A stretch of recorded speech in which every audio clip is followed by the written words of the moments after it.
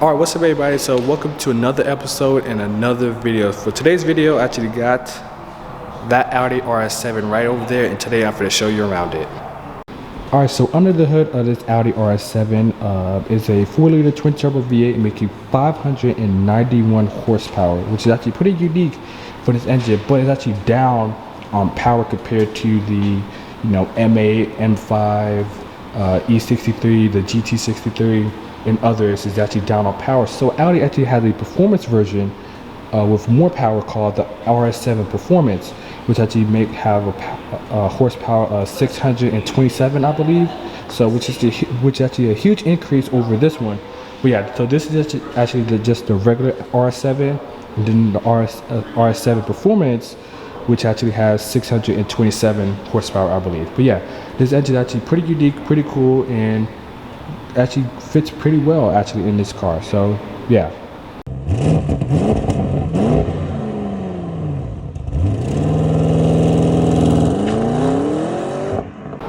Alright, so first thing actually we'll talk about with the Audi RS7 is really the design. Now the design is actually pretty unique, Audi like. You got your LED lights right here, which I actually do like, and you actually got your laser headlights right here. I don't know if you can see the little blue right here and all that.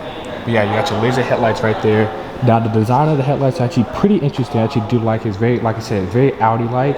You got your air curtains right there, pretty exposed right here. You got your Audi 6 in the grill right here, Audi logo. Pretty interesting, pretty neat. And like I mentioned, like I said before, this Audi design is actually pretty unique, and I very much like it. Now moving to the side, you actually got these 20-inch wheels right here. I believe you got 19 or 20s. I'll just double check. But yeah, you got 19 or 20-inch wheels right here, which is pretty unique. I actually do like the design, how they got this little pattern right here, which is pretty unique. You also got carbon ceramic brakes right here, which is pretty unique because you got the holes in there to dissipate heat. You got the Audi RS badge right there on the brake calipers. They're red as well. Like I said, they're nice as well. And this Audi RS7, pretty much the A7 in general, is a sportback, so the tailgate lifts up, which is pretty unique. So that's why you got that sloping roof line going down. Like I said, it's pretty unique. I actually do like this Audi. It's actually one of my favorite Audis ever. Like I said, it's unique. You also got your light bar that goes straight across, which I actually do like. You got your Audi RS badge right here. But yeah, but you got your RS badge right here, light bar right there, pretty unique. Also, just to open the trunk, hold on. Well, fortunately I don't have the key, so I can't open the trunk, but yeah. Alright, so I just opened the trunk. Now the trunk, like I said before, is a sportback, so that's why it goes up and not like a traditional sedan. It actually goes up, so that's why you got plenty of room to fit majority of your stuff. And you actually can fold the seats down, I believe. Yeah, I believe you can fold the seats down. And like I mentioned before, it's a sportback, so you got plenty of space. You can fit plenty of stuff in here, which is pretty unique to the A7 in general, or sportbacks in general, which is pretty unique and good.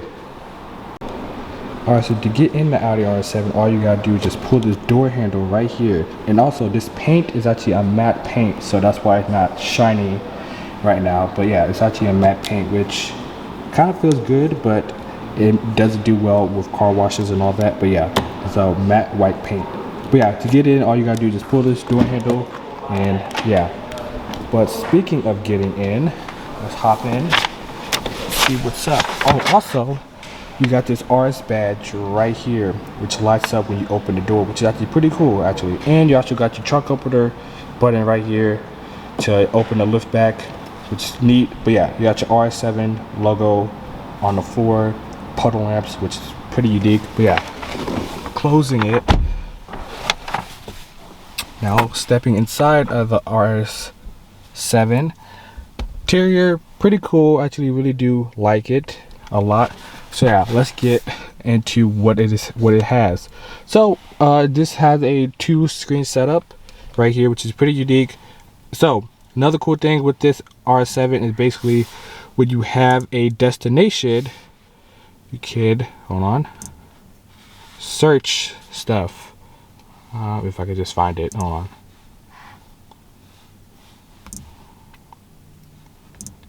There we go. So yeah, you can hit the search button right here, and the screen down here would actually change when you hit search.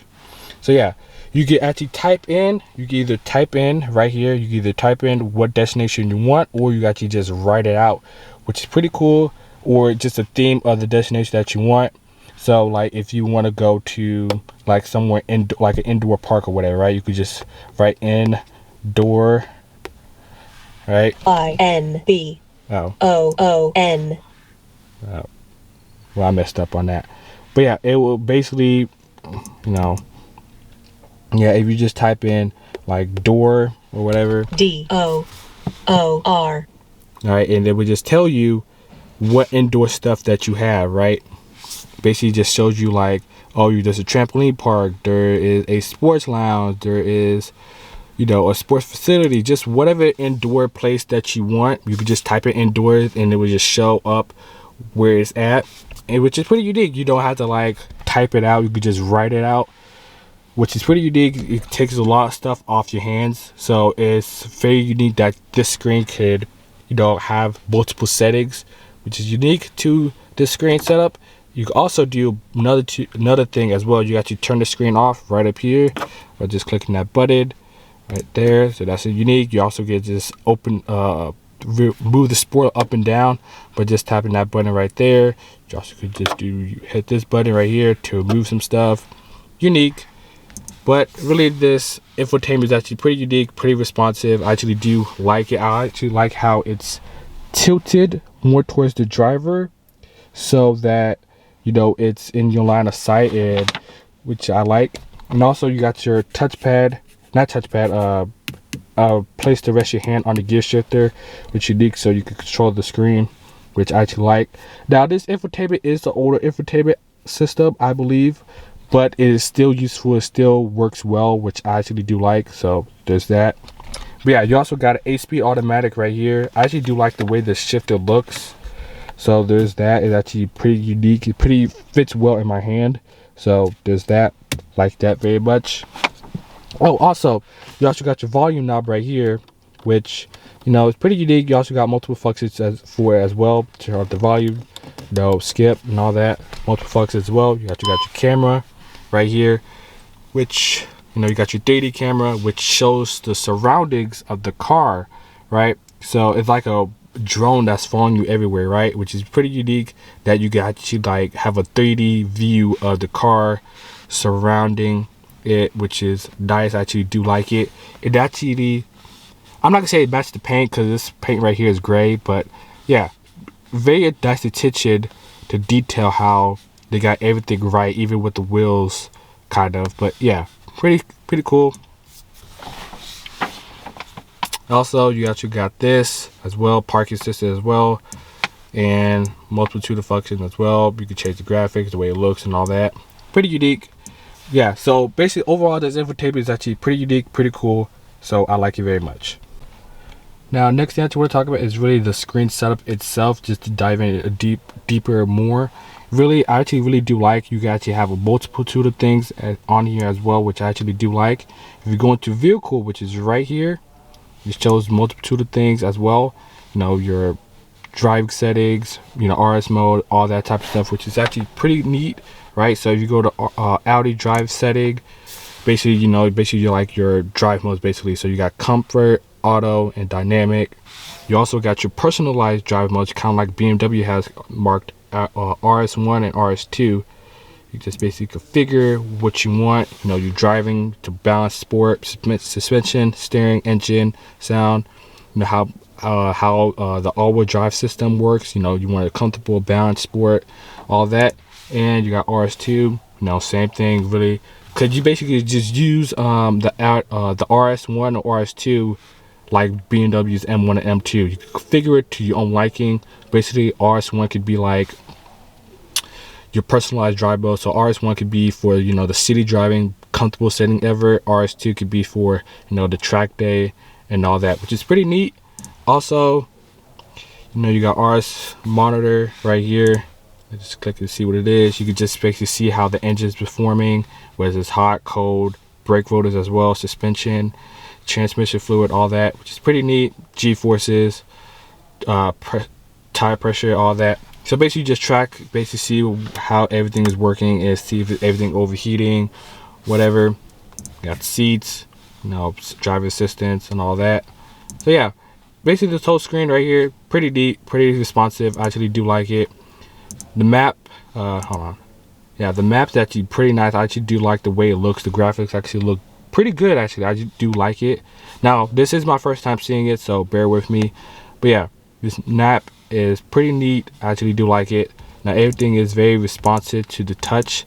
Now, you do hear clicking when you are doing it. Yeah, you do hear clicking when you do it, just to let you know. So it lets you know that, hey, you're clicking the button instead of, like a haptic feedback where you are just, figuring it out. Oh, am I actually clicking it? Yeah, it lets you know that you're clicking it by just press of a button, which is neat. All right, so I actually have to switch to the phone real quick because my camera just about to die. So there's that. Yeah, so the gauge cluster right here is pretty unique actually. So right here, this traffic sign right here is actually pretty unique. So it would let you know when the light for it turn green. So it actually lets you know, hey, you got like 5 seconds, 10 seconds to let you know, hey, the light's gonna turn green and not for it stay red for the remainder of the day, which is pretty unique also. But yeah, I actually do like the gauge cluster, how you could change multitude of things as well. But yeah, you also could have this full screen map right here, which is unique actually, because you got your map right over here in this screen, and you also got a map in the gauge cluster. Now, I like how there's a full screen map in this, in Mercedes products and other cars too as well. I think BMW need to follow suit, because all they do is have a little map in the middle, right, which is small and not very effective, which I don't like. I wish it would be like this, how Audi, Mercedes, even Cadillac does it, which is pretty unique because it actually shows everything up here and not like in a little screen right here, which sucks. So there's that. You also got, your phone, your media, all that, and you got multitude of things as well, which you could change. So there's that. You also got a bunch of tutor things that you can change, like traffic sign, driver assist, long-term memory, just see how you've been doing, and all that, consumption, date, time, and all that. But yeah, this map is actually pretty, this gauge cluster is pretty configurable as well. You also got your RS button right here for your drive modes. So the drive modes actually change with the gauge cluster if you just hit this RS button right here. As you can see, the RS gauge just showed up. Pretty unique. You actually could change the way, I believe you could change the way the gauge looks. Hold on. Yeah, so you could change the way the gauge looks right here by just clicking view. So you click view, you can change the way the gauges look, like that very much as well. So there's that. You also got, multitude of things as well. You can change it.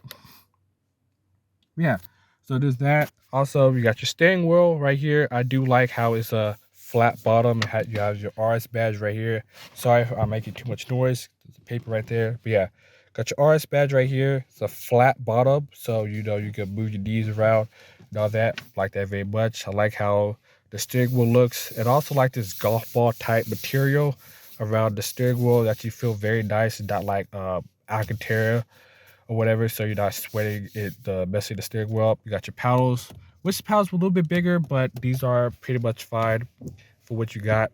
So there's that. Um, yeah, so pretty much that's pretty it. Let's talk about the price. So the price, this 2023 Audi RS7, base price is 123. Full price is 155. So there's that. The most expensive thing on here is basically, like I said, the exclusive matte paint. It's a white, costs 9,900. Pretty expensive for a matte paint, but it is what it is. You also got these. They're actually 22s actually. So yeah, these are actually 22s, not 20s. Yeah, so the 22s, they cost about 6,650. So there's that. That's one of the most expensive things as well. What else? Now you got your red leather seats, which are these right here, which are $5,000. So there's that. But yeah, you got a multitude of things right here to have right here, which is pretty expensive. But yeah, there's that. Alright guys, so that's actually it for today's video. Hope you guys did enjoy my little review on that Audi RS7 right over there. Hope you guys enjoyed it, and stay tuned for the next one. And by the way, my camera for the die, so I am switching it up. So there's that.